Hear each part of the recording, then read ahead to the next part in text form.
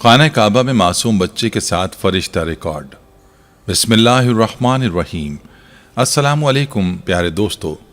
سعودیہ سے آنے والی ویڈیو نے سوشل میڈیا پر آتے ہی تہلکہ مچا دیا۔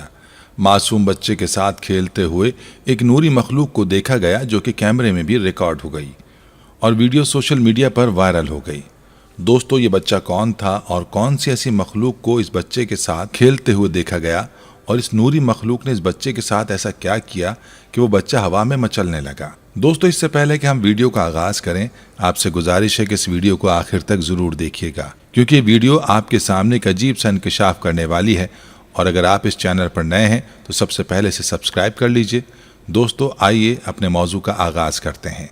دوستو، یہ پرانی بات نہیں ہے، بس چند دن پرانی بات ہے کہ سوشل میڈیا پر ایک ویڈیو وائرل ہوئی جسے دیکھ کر لوگ حیرت زدہ رہ گئے، کیونکہ اس ویڈیو میں نظر آنے والی نوری مخلوق صاف طور پر دکھائی دے رہی تھی۔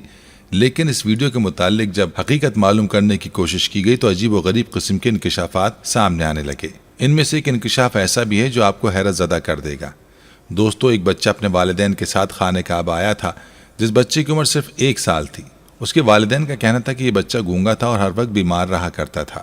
اس کے والدین اپنے بچے کی وجہ سے بے حد پریشان رہتے تھے، اس لیے اسے خانہ کعبہ میں لے آئے تاکہ اللہ کے سامنے اس بچے کی عرضی پیش کریں کہ اللہ تعالیٰ ان کے بیٹے کی قوت گویائی واپس لوٹا دے۔ اس کی والدہ نے اپنے بچے کو اٹھا کر عمرے کی ادائیگی بھی کی تھی اور طواف کعبہ کے دوران اس کے آنسو تواتر سے بہہ رہے تھے۔ وہ اپنے بچے کو لیے دعا گو تھی، بار بار اللہ سے یہی کہتی تھی کہ اپنے کلام پاک کے صدقے اور پیارے حبیب صلی اللہ علیہ وآلہ وسلم کے وسیلے سے میرے بچے کی قوت گویائی لوٹا دے۔ بے شک تیری ذات بہت بڑی ہے، تو ہر چیز پر قادر ہے۔ وہ بیچاری ہچکیوں سے رو رہی تھی اور ساتھ ساتھ اپنے رب کے حضور مناجات بھی کیے جا رہی تھی۔ وہ بچہ اپنی ماں کی گود میں پہلے تو چپ چاپ بیٹھا اپنی ماں کو روتا دیکھتا رہا اور اس کے بعد اچانک سے آسمان کی طرف نظریں دوڑانے لگا، جیسے کہ وہ کسی چیز کو دیکھ رہا ہو، لیکن بظاہر ایسا کچھ دکھائی نہیں دے رہا تھا۔ اچانک سے وہ بچہ کھلکھلا کر ہنسنے لگا، کلکاریاں مارنے لگا۔ اس بچے کا باپ بھی اپنی بیوی کے ساتھ ہی تھا۔ شادی کے 10 سال بعد اللہ نے اولاد دی تھی، لیکن بیٹا ہر وقت بیمار رہا کرتا تھا، نہ سن سکتا تھا اور نہ ہی بول سکتا تھا۔ یہ غم دونوں میاں بیوی کو کھائے جا رہا تھا، لیکن بچے کی ہنسی کی آواز اور کلکاریوں کی آواز ان دونوں میاں بیوی کو حیران کی جا رہی تھی۔ وہ بچہ آسمان کی طرف یوں لپک رہا تھا جیسے وہاں کوئی موجود ہو اور وہ بچہ اس کی گود میں جانا چاہتا ہو۔ وہ اپنی ماں کی گود سے لپک لپک کر آسمان کی جانب اپنا ہاتھ بڑھا رہا تھا۔ اس کی والدہ یہ دیکھ کر پریشان سی ہو گئی۔ اس نے اپنے بچے کو اور بھی مضبوطی سے اپنے ساتھ جکڑ لیا، گو کہ اس وقت تہجد کا وقت تھا اور رش بھی زیادہ نہ تھا۔ لوگ اپنی عبادات میں مصروف تھے۔ وہ بچہ ماں سے سنبھل نہیں رہا تھا، بار بار ہنستا اور اپنے ہاتھ آسمان کی طرف بڑھا کر اچھلنے لگتا، جیسے کہ اپنی ماں کی گود سے اترنے کی کوشش کر رہا ہو۔ دوستو، وہ بچہ 1 سال کا تھا، لیکن ابھی چلتا بھی نہیں تھا، بلکہ گھٹنوں اور ہتھیلیوں کے بل وہ آگے بڑھنے کی کوشش کرتا۔ لیکن اس کی والدہ کا کہنا تھا کہ میرا بچہ دوسرے بچوں کی نسبت کمزور ہے۔ دکھنے میں اس کا چہرہ کھلتا گلاب تھا، لیکن اندر صحت نام کی کوئی شے نہیں تھی۔ پاؤں پہ بھی بہت کم وزن ڈالتا تھا۔ لیکن اس کی والدہ کا کہنا تھا کہ میرا بچہ دوران طواف اس طرح سے آسمان کی جانب لپکنے کی کوشش کر رہا تھا کہ میرے قابو سے باہر تھا، اور میں یہ سوچ رہی تھی کہ میرے بچے میں اتنی طاقت اور قوت کیسے آ گئی۔ اس عورت کے شوہر نے کہا کہ ایسا کرو کہ تم طواف کعبہ جاری رکھو، میں اسے لے کر سامنے بیٹھ جاتا ہوں۔ اس عورت نے اپنا بچہ شوہر کو پکڑا دیا۔ وہ شخص خانہ کعبہ کے سامنے بیٹھ گیا، مگر بچے نے اپنا آپ اپنے والد سے چھڑوا لیا۔ اس وقت وہاں لوگ اپنے اپنے قرآن پاک اور نوافل پڑھنے میں مصروف تھے، اس لیے جگہ کافی خالی تھی۔ ٹھنڈی ہوا بھی چل رہی تھی۔ اس نوجوان نے اپنے بچے کو وہیں فرش پر اتار دیا اور وہ تیز رفتاری سے چلتا ہوا خانہ کعبہ کی طرف بڑھ رہا تھا۔ وہ نوجوان کہنے لگا کہ مجھے اندازہ نہیں تھا کہ میرا بچہ اتنی تیزی سے چل بھی سکتا ہے۔ وہ کہنے لگا، میں فوراً کھڑا ہو گیا اور اپنے بچے کے پیچھے جانے لگا، لیکن میں اس کی رفتار دیکھ کر حیران و پریشان تھا۔ وہ تو یوں تھا جیسے کہ اس میں کوئی غیر مرئی طاقت آ چکی تھی۔ وہ اتنی تیزی سے چل رہا تھا کہ مجھے اسے پکڑنے کے لیے بھاگنا پڑا، لیکن جیسے میں اسے پکڑنے کی کوشش کرتا وہ میرے ہاتھ سے نکلتا ہوا آگے بڑھ جاتا۔ وہ ہنس رہا تھا، چہکاریاں مار رہا تھا، جیسے کوئی مخلوق اس بچے سے کھیل رہی ہو اور اسے اپنی جانب بلا رہی ہے۔ نوجوان کہنے لگا، مجھے اپنا بچہ ہنستا ہوا بہت ہی پیارا لگ رہا تھا۔ وہ کہنے لگا، میں نے سوچا اگر میں اس کے پیچھے بھاگوں تو یہ اور بھاگے گا، اس لیے اس نے کیمرہ نکالا اور اپنے ہنستے کھیلتے بچے کی ویڈیو بنانے لگا۔ دوستو، یہاں پر اس کے لیے حیران کن بات یہ تھی کہ ویڈیو بنانے کے دوران اس نوجوان کو اپنے کیمرے میں اپنے بیٹے کے علاوہ کہیں کوئی بھی نظر نہیں آیا۔ کوئی بھی ایسی مخلوق اس نے ویڈیو بنانے کے درمیان نہیں دیکھی تھی۔ اس کے بعد جو کچھ اس نوجوان کی آنکھوں نے دیکھا وہ ناقابل یقین تھا، کیونکہ اس کا بیٹا بڑے آرام سے کھڑا ہو کر کسی کی جانب ہاتھ بڑھا رہا تھا، جیسے کسی کو باہوں میں اٹھانے کا کہہ رہا ہو۔ یہ دیکھ کر تو وہ نوجوان اپنی آنکھیں جھپکانا بھول گیا، کیونکہ اس کا بیٹا چلتا نہیں تھا، لیکن اس وقت بڑے آرام سے چل رہا تھا۔ چھوٹا بچہ جب چلنا سیکھتا ہے تو چند قدم بمشکل آگے بڑھا کر گر جاتا ہے، آہستہ آہستہ وہ چلنے کے قابل ہوتا ہے۔ لیکن اس نوجوان کا کہنا تھا کہ اس کا بیٹا بڑے تیز قدم اٹھاتے ہوئے آگے بڑھ رہا تھا، اس کے پیروں میں ذرا بھی لڑکھڑاہٹ نہ تھی۔ اس نوجوان کے ہوش اس وقت اڑے جب اس کا بچہ اللہ اکبر کہنے لگا۔ یہ سننا تھا کہ اس نوجوان کے حلق سے چیخ ہی نکل گئی۔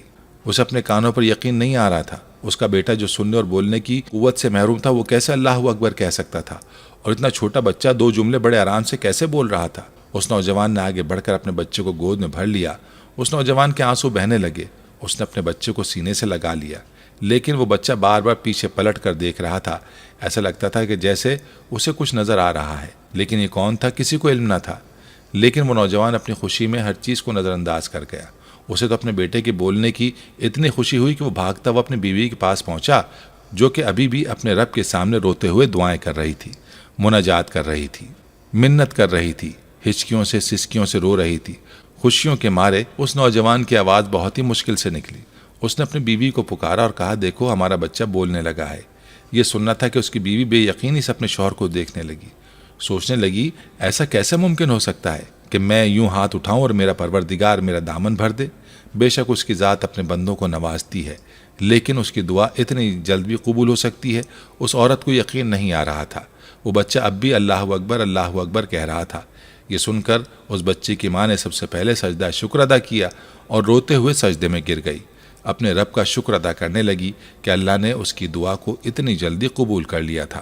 دوستو، لیکن جب یہ ویڈیو اس کے شوہر نے سوشل میڈیا پر ڈالی، جیسا کہ اکثر لوگ اپنے چھوٹے بچوں کی ویڈیو سوشل میڈیا پر ڈال دیتے ہیں اور بہت سے لوگ ایسی ویڈیوز پر لائک بھی کرتے ہیں، لیکن اس ویڈیو نے تو سوشل میڈیا پر آتے ہی تہلکہ مچا دیا۔ اور جس چیز نے ان سب کو متاثر کیا وہ یہ تھی کہ اس بچے کے ساتھ ایک سفید نوری مخلوق نظر آ رہی تھی، جو اس بچے کی جانب اپنے پر پھیلائے ہوئے تھی، اور وہ بچہ لپک کر اس نوری مخلوق کے پاس آنے لگا۔ اس ویڈیو میں واضح دکھایا گیا ہے کہ اس مخلوق نے اس بچے کے منہ پر ہاتھ پھیرا اور اس کی زبان پکڑ کر چھوڑ دی اور اللہ اکبر کہنے لگی۔ اس نوری مخلوق کی آواز صاف طور پر ویڈیو میں سنائی دی گئی۔ اس کے بعد وہ بچہ اللہ اکبر کا ورد کرنے لگا، اور اس نوجوان نے جب یہ ویڈیو سوشل میڈیا پر دیکھی تو اس کا دل دھڑکنا بھول گیا، کیونکہ اس نے ویڈیو بنانے کے دوران کسی ایسی مخلوق کو نہیں دیکھا تھا، اور نہ ہی وہاں موجود لوگوں نے ایسی کسی مخلوق کو دیکھا۔ پھر کیمرے کی آنکھ نے کیسے اس منظر کو محفوظ کر لیا؟ یہ بات حیران کن تھی۔ اس نوجوان کا کہنا ہے کہ اب اس کا بچہ بالکل صحت مند ہے اور باتیں بھی کرتا ہے، اللہ اکبر کا ورد بھی کرتا رہتا ہے، اور یہ ان میاں بیوی کی دعاؤں کا نتیجہ ہے۔ لیکن ایک سوال اب بھی ذہنوں میں گردش کر رہا ہے کہ کیا آخر کیمرے میں وہ نوری مخلوق کیوں ظاہر ہوئی؟ جس طرح سے اس کے پر تھے اور وہ ایک نور کا حالہ تھا، کچھ پرندے نما سا۔ لوگوں کا کہنا ہے کہ یہ اللہ کا فرشتہ تھا، جسے شاید اللہ تعالیٰ نے اس کی ماں کی آنکھوں کو دیکھ کر بھیجا تھا تاکہ اس کے بیٹے کو صحت و قوت و سماعت اور گویائی سے نواز دیں، اور کیمرے میں یہ سب نظر آنا شاید لوگوں کے ایمان کو تازہ کرنا تھا تاکہ وہ یہ نہ سمجھیں کہ ان کی دعائیں قبول نہیں ہوتی۔ بے شک میرا رب تمام انسان اور مسلمانوں کی دعائیں قبول کرتا ہے۔ ہاں، یہ بات الگ ہے کہ کسی کی دعائیں فوراً قبول ہو جاتی ہیں اور کسی میں کچھ وقت درکار ہوتا ہے، لیکن وہ اپنے در سے کسی کو بھی خالی ہاتھ نہیں بھیجتا۔